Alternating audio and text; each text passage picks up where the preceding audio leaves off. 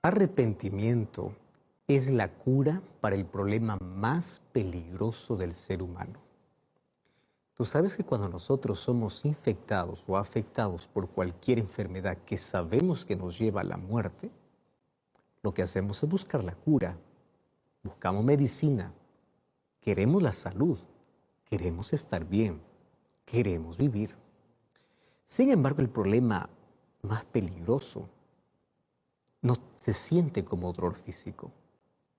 El problema más peligroso está en el corazón humano, está en la mente del ser humano. ¿Y cuál es la cura para ese problema que nosotros ya traemos desde el momento que nacimos? Pues el arrepentimiento. Solo que el arrepentimiento no es producido naturalmente por el ser humano. Es la acción de Dios en el ser humano cuando éste le permite que Dios pueda actuar. Solo que la palabra arrepentimiento para muchos es un término solamente religioso, como la palabra pecado. Vivimos en un momento de la historia en que muchos creen que la palabra pecado es un término que solamente al religioso le debe interesar. Cada uno tiene su propia verdad.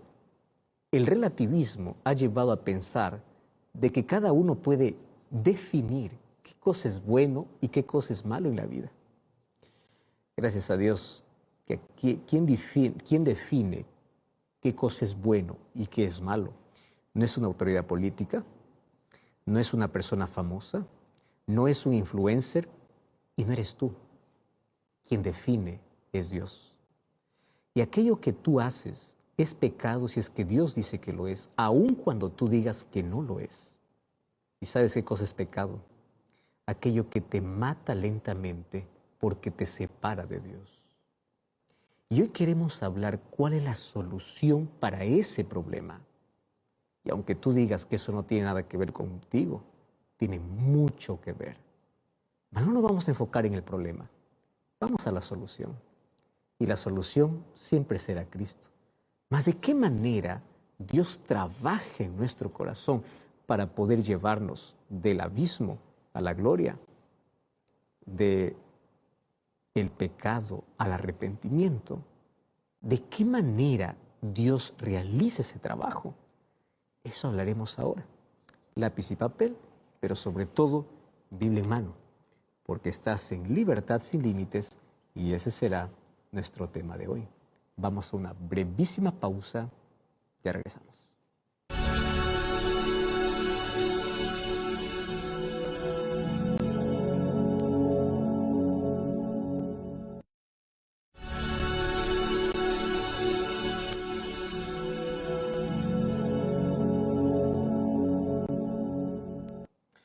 Qué peligroso es caminar en los extremos.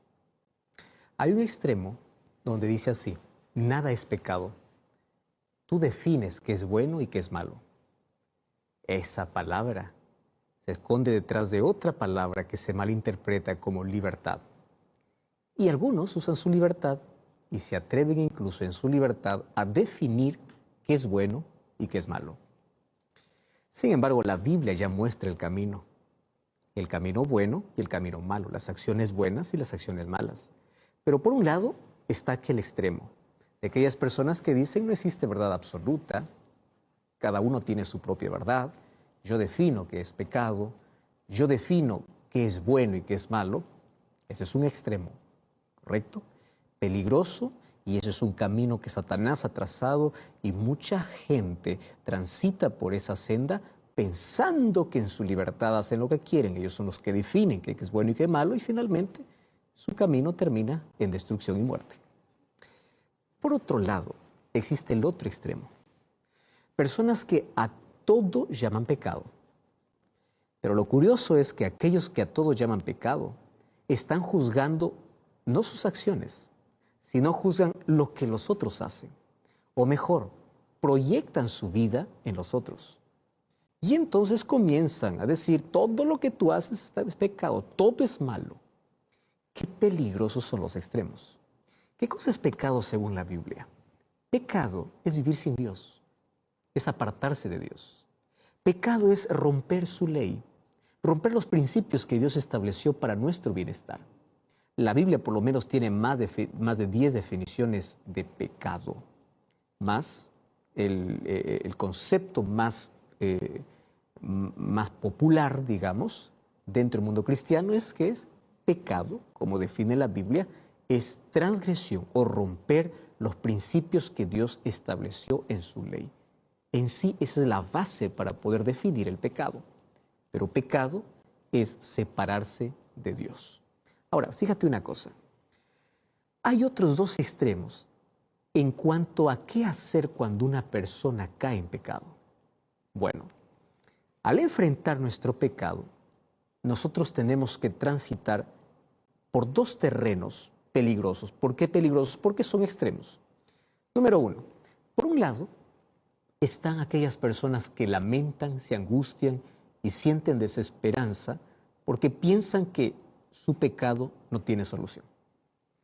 Entonces hay personas que piensan así: yo ya pequé demasiado, yo ya fui lejos del alcance del perdón de Dios.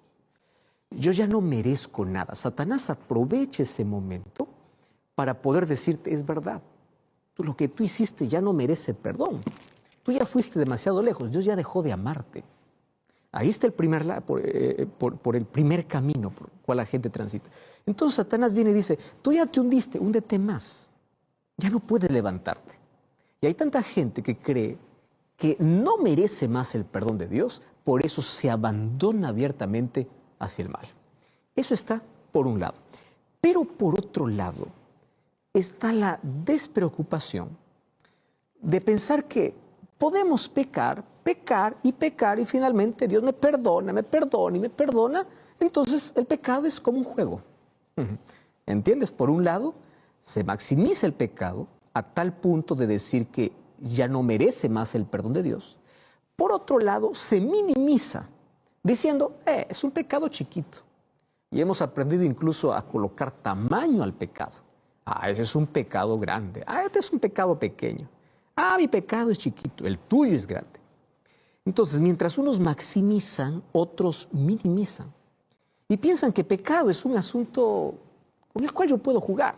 Finalmente yo voy, pido perdón a Dios, continúo mi vida, yo no cambio, yo continúo haciendo lo que quiero porque finalmente Dios me perdona. Y comienzan allí a jugar con la gracia, la misericordia y el perdón de Dios a tal punto que el corazón humano, cuando hablo del corazón estoy hablando de la mente, comienza a cerrarse ante la influencia del espíritu y llega un momento en que pierde la sensibilidad. Por tanto, minimizar al pecado o llamarlo pequeño, finalmente ya no siente más dolor por ese pecado, porque se acostumbra. Pecado, una de las cosas que hace es endurecer el corazón, hacer perder la sensibilidad, a tal punto que digas: lo mío es pequeño, esto ya no ofende. Y llega un momento en que ya no sientes más necesidad de arrepentimiento. Déjame decirte una cosa: el momento que tú pierdas la necesidad de arrepentimiento por aquel pecado al cual llamas pequeño, ese es un momento preocupante, porque significa que el corazón humano aprendió a convivir tanto con el mal que ya no siente necesidad de Dios. Te acostumbraste a la herida que ya no quieres medicina. Y tú sabes que esa herida va a infectar y te va a llevar a la muerte. Hoy quiero que juntos podamos analizar este asunto a la luz de la Biblia.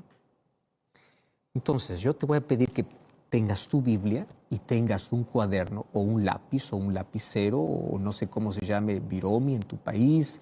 Bueno, cada país tiene un nombre distinto para eso.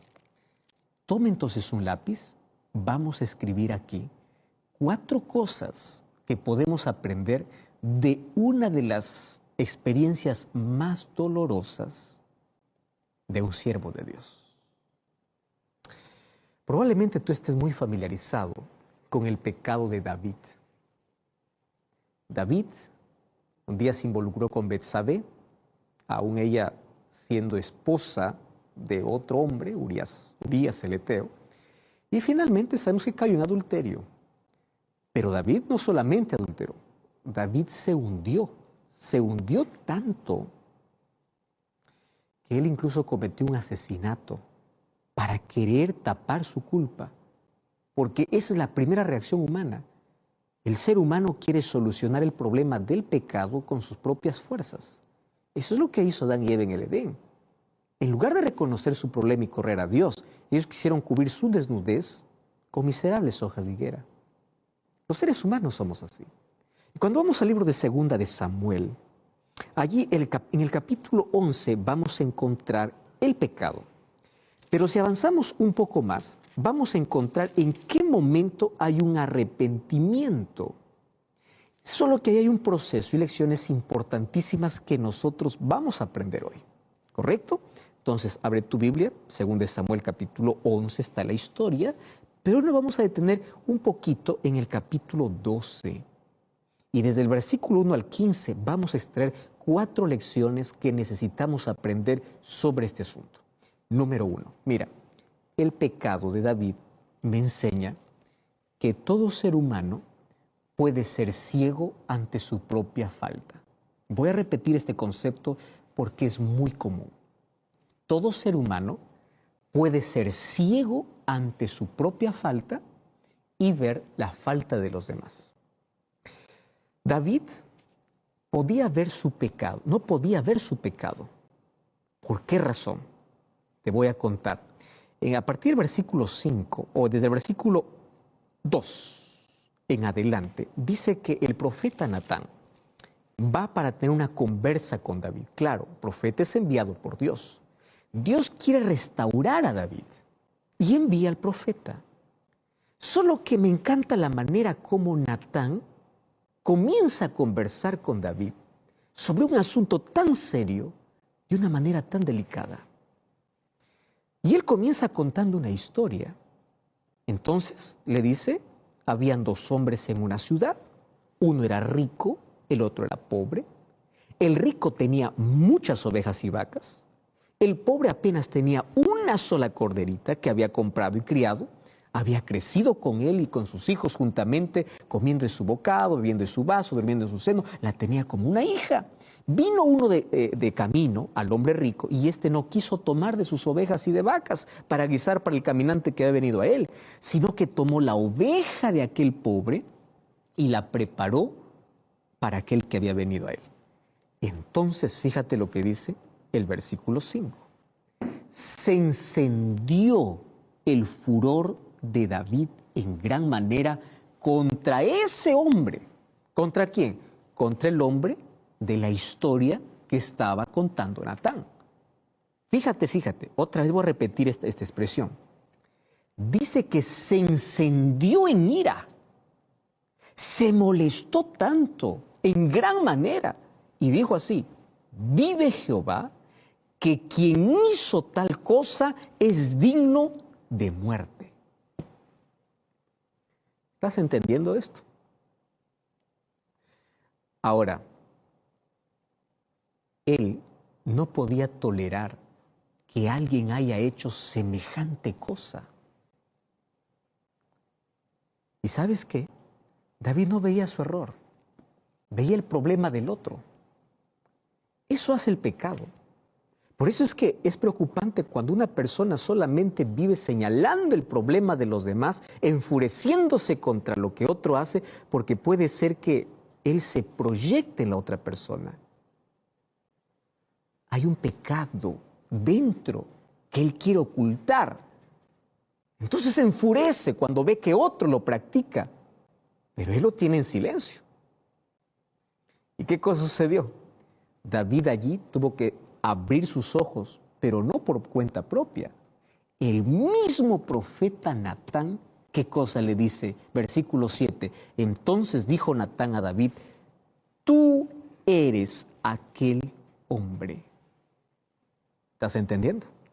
David necesitó una acusación directa por su pecado porque él era ciego para ver el suyo. Tú eres aquel hombre. Muchas veces nos pasa igual. Cuando nosotros cometemos alguna falta, podemos ver fácilmente nuestro problema en el otro. Eso es lo que Jesús dice. Miras la paja en el ojo ajeno y te olvidas de la viga que está en tu propio ojo. Interesante, ¿no? Entonces, la primera lección.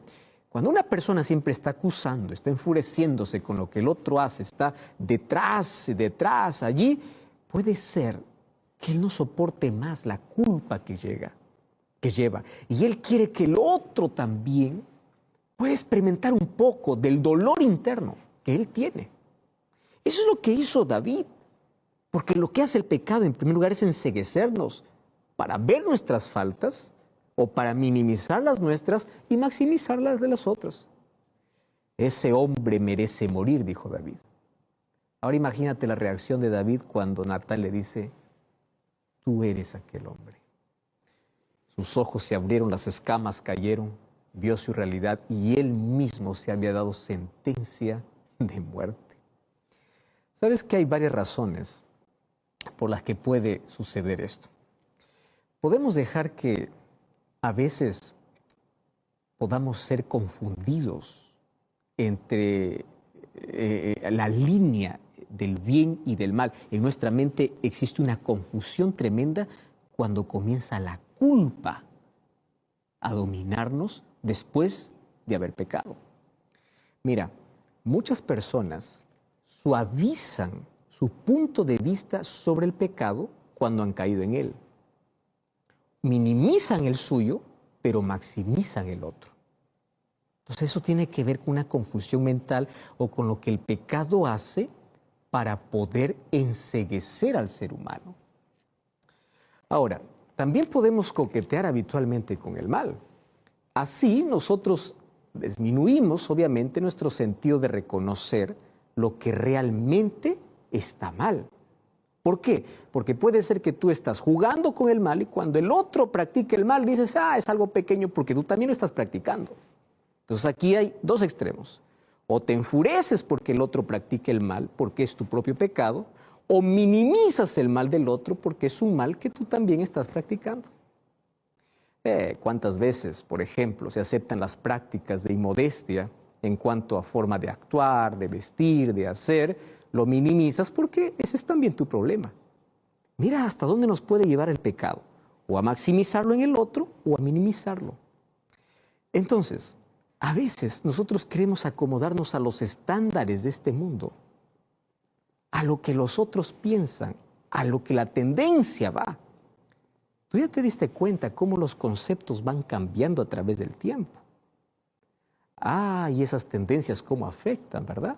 Porque aquel que no se acomoda mentalmente a esas tendencias es visto como uno del pasado, como uno que no forma parte de la cultura, del círculo.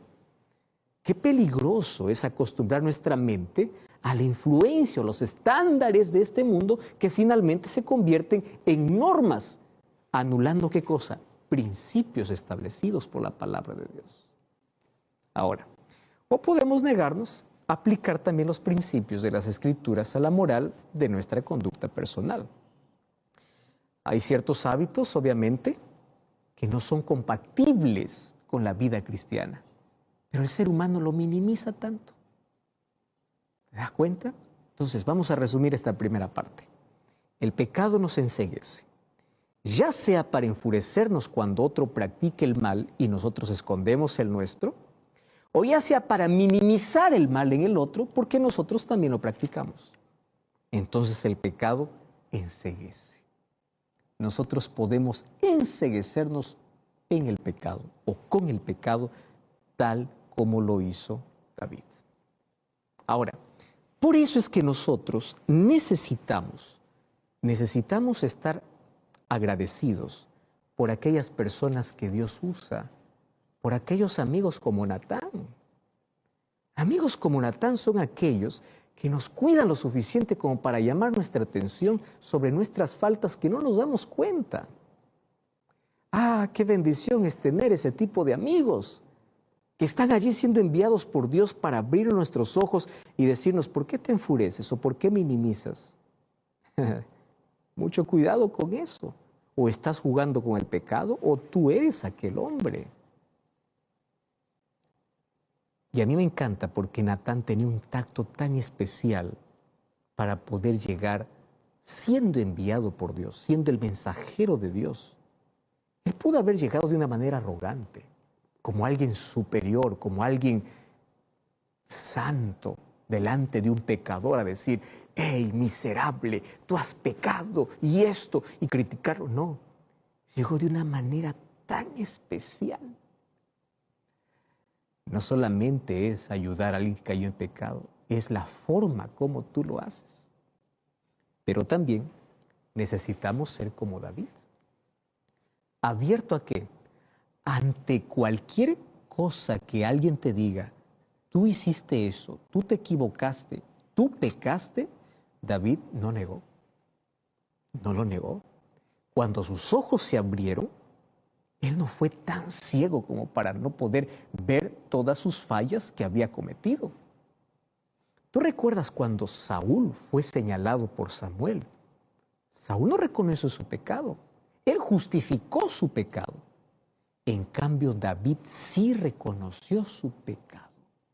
Y cuando hay reconocimiento de pecado, está la segunda lección. Fíjate, el arrepentimiento de David viene porque Dios envía a Natán para poder abrir los ojos, para poder reprenderlo de alguna manera.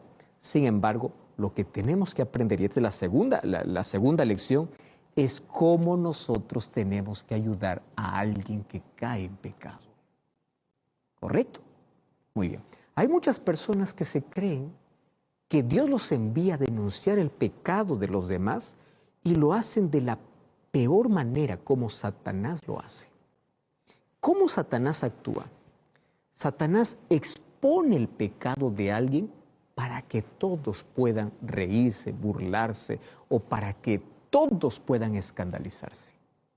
Cuando aparece alguien denunciando el pecado sin amor, sino con un espíritu de odio, un espíritu de crítica, ese no viene de Dios. Porque todos aquellos que son enviados como Natán, quiero que entiendas una cosa, tienen que explicar al pecador que hay perdón, que hay solución. Y otra cosa, Natán no expuso el pecado de David, no dijo, a ver, voy a reunir a todos, vengan aquí, voy a exponer el pecado del rey, como muchos hoy suelen hacerlo. Claro, no reúnen gente, porque hay tanta gente que se creen enviados de Dios para denunciar el pecado. ¿Y cómo lo exponen? En una red social. Empiezan a manchar la imagen de alguien, empiezan a inventar cosas, a crear cosas. Y dicen, no, es que hay que llamar al pecado por su nombre. Claro que hay que llamar al pecado por su nombre. El asunto es cómo lo haces. Natán fue hasta la casa del rey de manera personal. No lo expuso de manera pública. ¿Estás entendiendo? Y mira cómo Natán hace. Por esto te digo que esta es la segunda lección que tenemos que aprender. Natán le recuerda a David la bondad de Dios. A partir del versículo 7 y versículo 8, dijo Natán a David, cuando le dice, tú eres aquel hombre, le dice, así ha dicho Jehová, Dios de Israel, yo te ungí por rey, yo te libré de la mano de Saúl, yo te di la casa de tu Señor, las mujeres de tu Señor, te di la casa de Israel, y como si esto fuera poco, yo te di mucho más. O sea, el arrepentimiento siempre va a venir como resultado del amor y la bondad de Dios. Nadie se va a arrepentir cuando tú eres duro.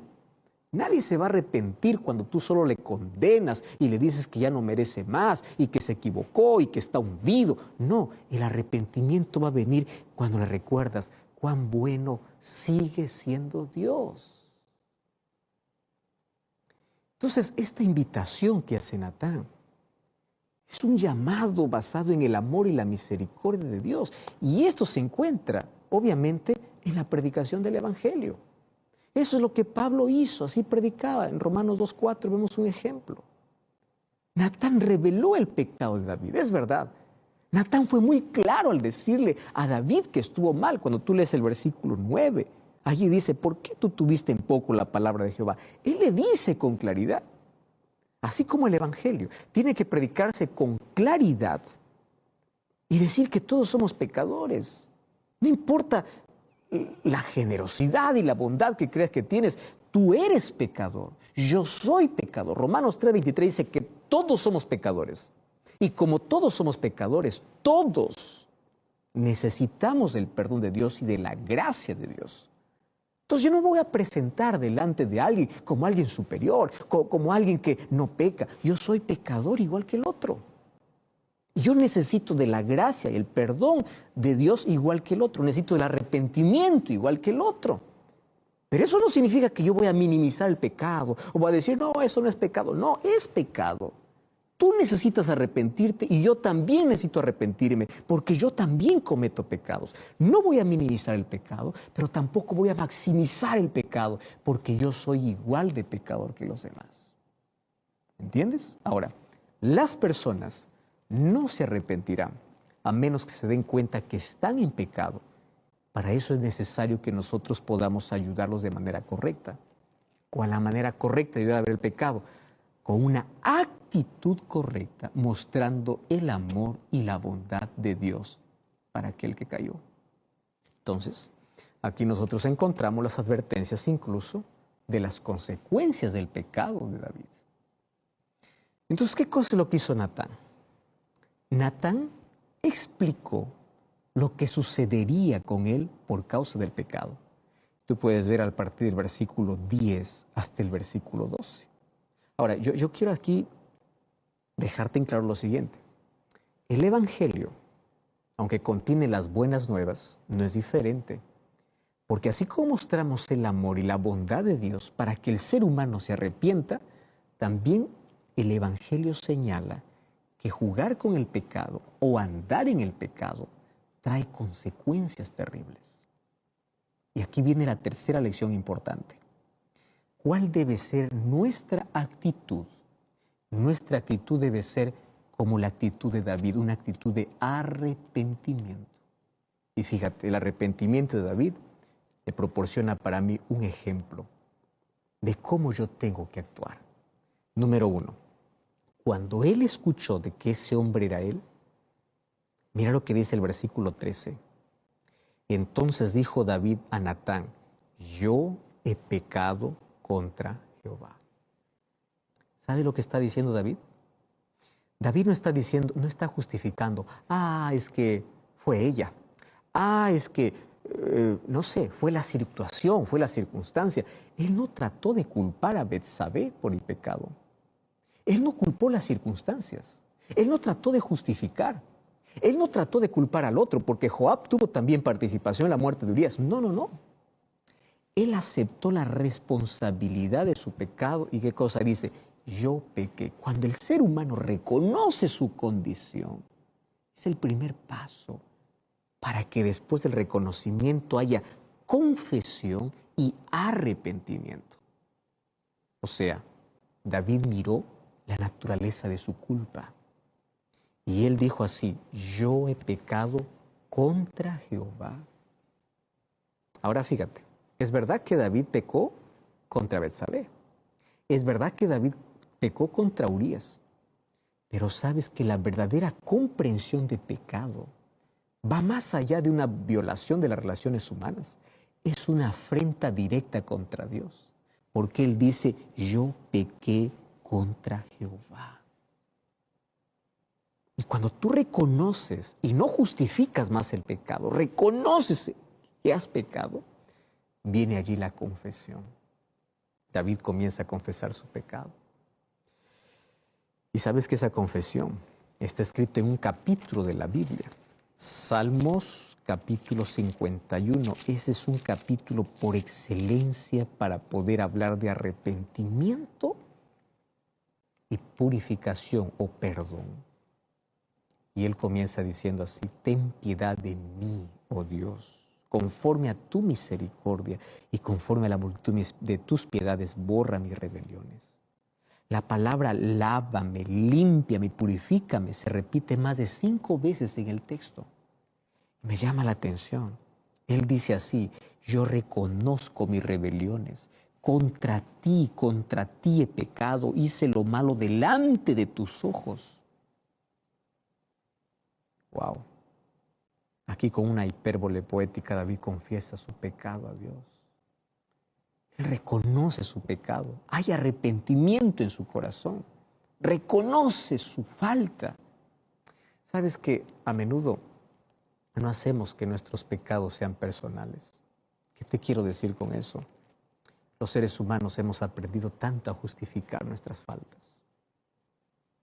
Tanto hemos aprendido a justificar. En lugar de admitir rápidamente y decir, he pecado, comenzamos a culpar a los demás. Y sabes, no pensamos cómo nuestros pecados hieren y ofenden a Jehová, a nuestro Dios. Cuando nosotros no tenemos conciencia que nuestro pecado no solamente nos trae consecuencias terribles, sino que herimos el corazón de Dios, el pecado lo tomaremos como algo simple. Nuestro arrepentimiento será superficial. Y aquí viene la cuarta lección. El perdón de Dios es dado para David. Dios le perdona por su pecado. Aquí está el ejemplo de perdón.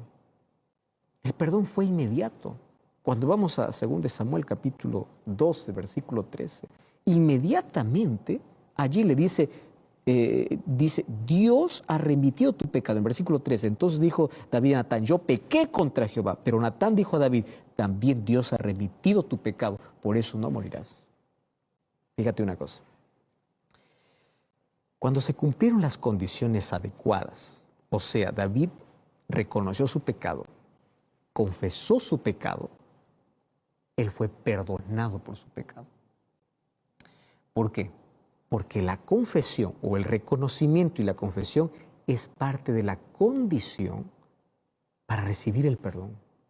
Porque junto a ello viene el verdadero arrepentimiento.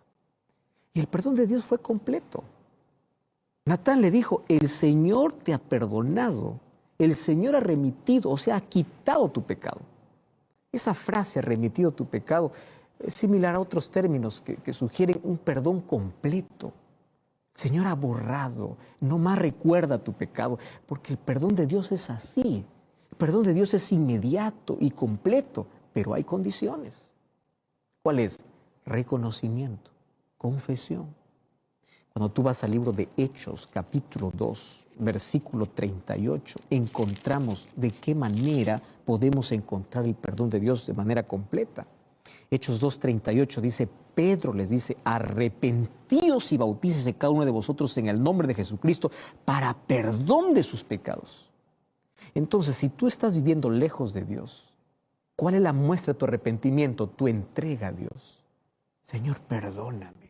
Bautízate, acepta su sangre, Dios te da una página nueva. Pastor, pues ya fui bautizado y nuevamente estoy fallando a Dios. 1 Juan 1:9.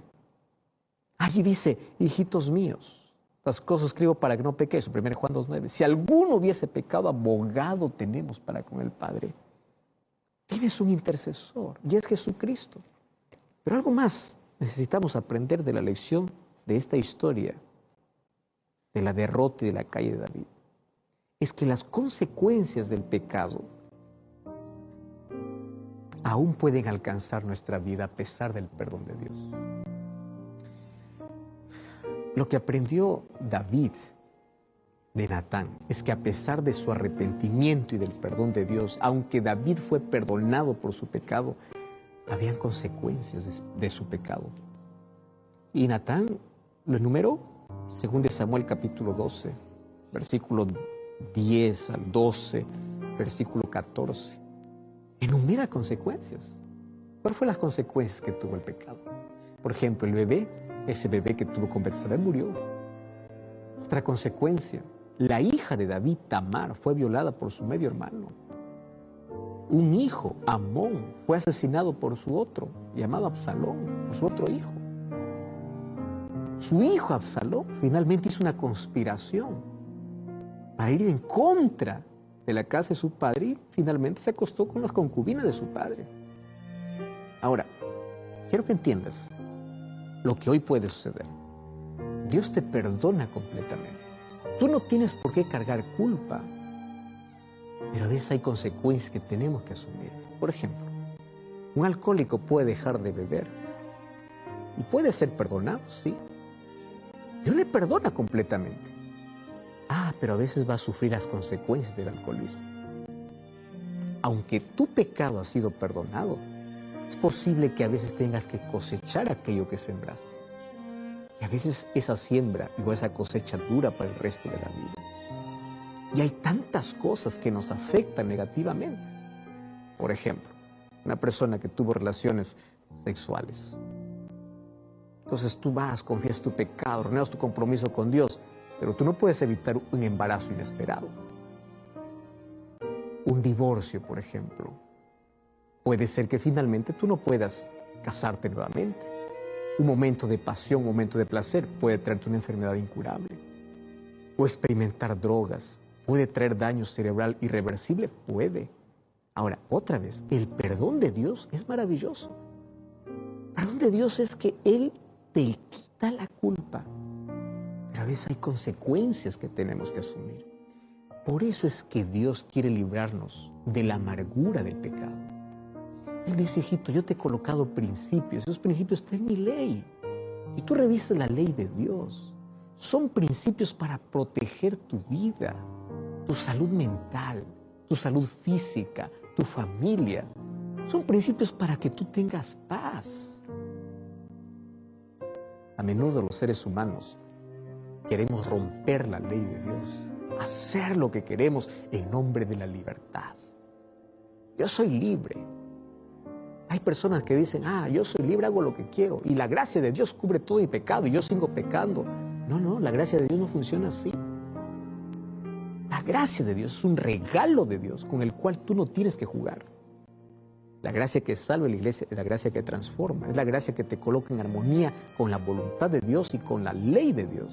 Ahora, si tú quieres jugar con el perdón y la gracia de Dios, hay consecuencias que vas a asumir. Por eso no hay nada mejor que poder aferrarse a Cristo. Pero también aquí va la esperanza para aquellos que cayeron en pecado. El hecho de que tú hayas caído no significa que estás perdido. Levántate. Tú estás perdido si continúas allí. Pero si te levantas, confiesas tu pecado y pides perdón, Dios te perdona. No importa las faltas que has cometido. Por favor, no seas ciego ante una situación. No estés escondiendo tu mal, maximizando las faltas de los otros o minimizando la falta de los otros. Mira qué hay dentro de ti y confiesa tu pecado a Dios. ¿Estás viviendo con culpa? ¿Te avergüenzas de tu pasado? ¿No quieres más mirar para atrás porque hay tanto miedo? Deja de vivir con culpa. Eso te está quitando el sueño. Eso te está enfermando mentalmente. Lo que puedes hacer es arrepentirte de todo corazón. Decirle así, Padre, hoy me postro a tus pies. Rompe aquellas cadenas que me atan, aquellas prisiones duras. Por favor, como decía David, crea en mí un nuevo corazón. No quites de mí tu Santo Espíritu. Hoy puedes decir, pon tu Espíritu en mí. Transfórmame, perdóname. Y Dios escuchará tu oración. Hay solución para nuestro problema. Y la solución siempre será Cristo. Esposa va a cantar una linda música que tiene que ver con arrepentimiento. Y si tú quieres postrarte hoy en la presencia de Dios y decirle, Señor, perdóname, yo quiero ser libre de la culpa, yo quiero hoy hacer tu voluntad, yo quiero recibir tu perdón porque yo no quiero en un momento sufrir consecuencias terribles del pecado. Yo quiero vivir aferrado a ti, pon tu espíritu en mi alma, quiero hacer tu voluntad. Repite esa oración mientras mi esposa está cantando y yo estaré orando por ti.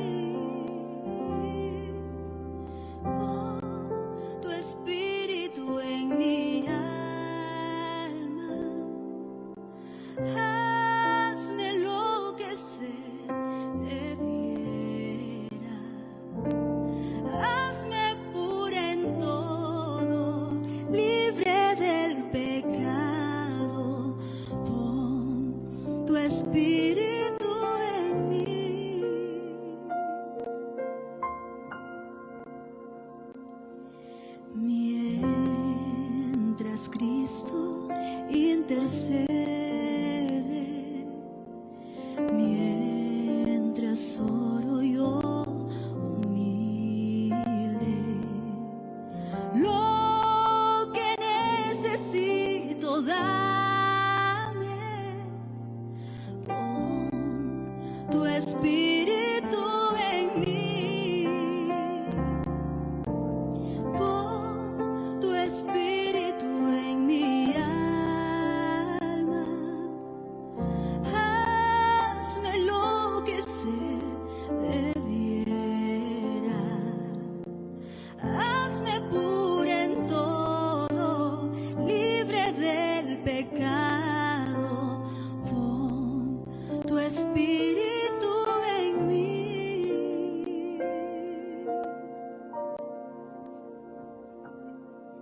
Yo no deseo ofenderte, viviré para agradarte y en el corazón guardarte, pon tu espíritu en mí,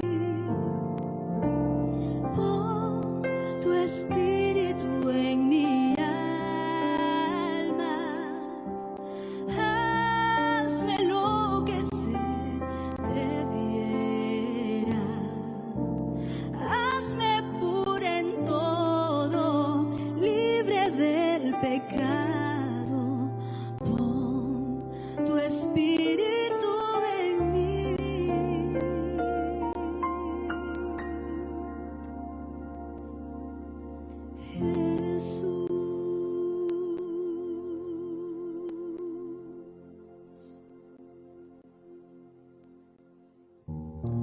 Salmo 51, verso 10 dice: Crea en mí, oh Dios, un corazón limpio. Renueva un espíritu recto dentro de mí. No me eche delante de ti. No quites de mí tu Santo Espíritu. ¿Por qué es que David clamó tanto para que el Espíritu Santo no fuese alejado de su vida? Porque el Espíritu Santo es el único que puede abrir tus ojos para reconocer tus faltas. El único que puede producir el verdadero arrepentimiento en tu corazón es el Espíritu Santo. Es el único. No quites de mí tu Santo Espíritu. No me eche de tu presencia. Cómo me encanta aquel pedido que David hace en el versículo 10. Crea en mí un nuevo corazón. Dame una mente nueva. Porque esta mente siempre está en contra de tu voluntad, en contra de tus principios.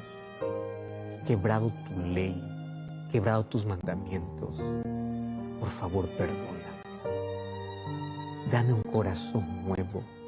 Dios es el único que puede hacer la mayor cirugía, la cual la ciencia médica, ningún médico puede hacer. El ser humano puede arreglar el corazón físico, pero Dios puede curar la mente. Dios puede cerrar aquellas heridas que el pecado abrió. Dios puede darte fortaleza en aquellas consecuencias terribles que trae el pecado.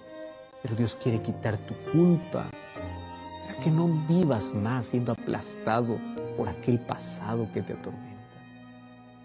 Hoy tú puedes comenzar una nueva historia. Nadie se perderá por haber caído. La gente se perderá por no levantarse de donde cayó. Nadie se perderá por la grande falta, el grande pecado que cometió. Las personas se perderán por rechazar el perdón de Dios, por no arrepentirse, por no ir a la presencia de Dios para poder recibir ese perdón maravilloso que Dios tiene. Mas el Espíritu Santo es el único que puede producir en tu corazón esa necesidad y el verdadero arrepentimiento. Y arrepentimiento es levantarse para decir: Señor, yo quiero hacer tu voluntad.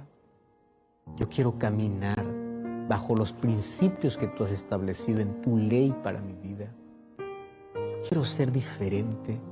Mas ya lo intenté y me cansé porque hasta desistí. Las veces que intenté siempre fracasé. Mas hoy inténtalo de manera diferente. No con tu propio esfuerzo, Hoy puedes ser victorioso si te aferras a Cristo. Levántate donde estás. Te sientes caído, te sientes sucio, sientes que te has hundido en la vida. Los brazos de Cristo están abiertos para recibirte y decirte: yo te perdono. Tú aceptas ese perdón. Aceptas que Dios quite aquella culpa de tu vida. ¿Quieres andar en sus caminos? Cierra tus ojos, quiero orar contigo. Gracias, Señor, por tu gracia y tu perdón. Lo aceptamos en nuestra vida. Crea en nosotros un corazón nuevo. Queremos hacer tu voluntad.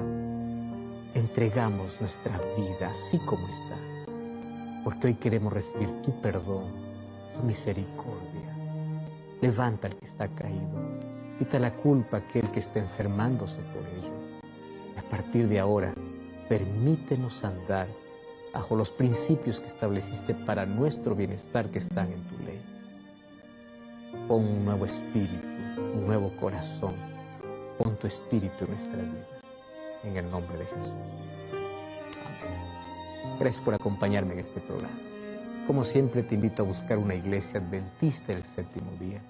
Anda para allá.